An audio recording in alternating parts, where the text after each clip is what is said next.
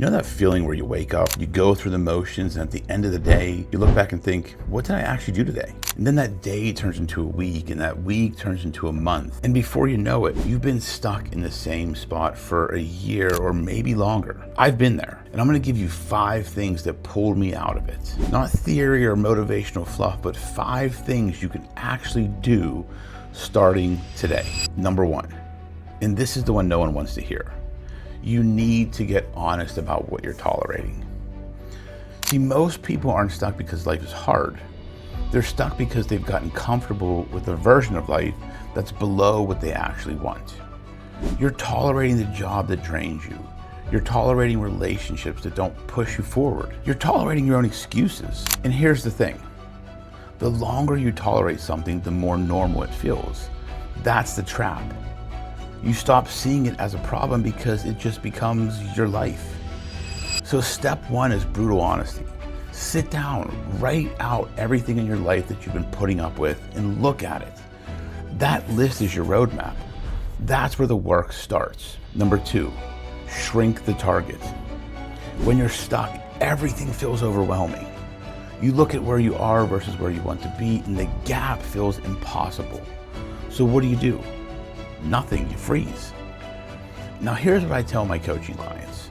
Forget the big goal for a second. What's the smallest possible action you can take in the next 24 hours that moves you forward? Not the next year, not the next month, tomorrow, one thing. Maybe it's sending that email you've been avoiding. Maybe it's signing up for the gym. Maybe it's having the conversation you've been dodging for 6 months. It doesn't matter how small it is. What matters is you move, because momentum builds on itself. One small win leads to another, and then suddenly you're not stuck anymore. You're in motion. Number 3, change your inputs. Look at what you're consuming every day. What are you watching? What are you listening to? Who are you spending time with? Because here's the truth. You are a product of your environment. And if your environment hasn't changed, you won't either. When I was in my lowest season, the shift didn't start with some big dramatic decision. It started with me changing what I was putting into my head. I started listening to people who were where I wanted to be. I started reading books that challenged how I thought. I cut out the noise, the negativity, the distractions, the people who were perfectly fine staying exactly where they were. You can't think new thoughts with old inputs. Change what goes in, and what comes out starts to shift. Number 4, create a non-negotiable. Everybody has goals. Very few have non-negotiables, and there's a difference. The goal is something you want to do. A non-negotiable is something you do no matter what. Rain or shine, good day or bad, motivated or not. For me, it was working out. Every single day, no exceptions.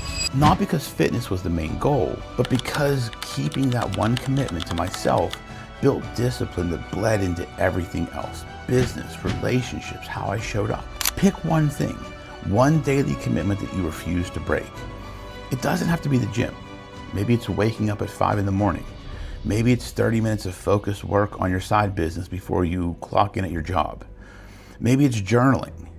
Whatever it is, make it sacred, protect it, because every time you keep that promise to yourself, you're rebuilding trust with the most important person in your life, you.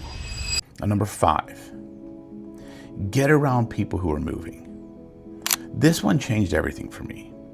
When you're stuck, isolation is your worst enemy. You sit with your own thoughts, your own doubts, your own limited perspective, and you convince yourself that that's reality. But the second you get into a room, physical or virtual, with people who are actively building, actively growing, actively refusing to settle, something shifts. You realize your excuses don't hold up. You see what's possible because other people are living it. And you start to believe that maybe, just maybe, you can do it too. That's not weakness, that's wisdom. The most successful people I know didn't figure it out alone. They got in the right room. So let me recap this for you.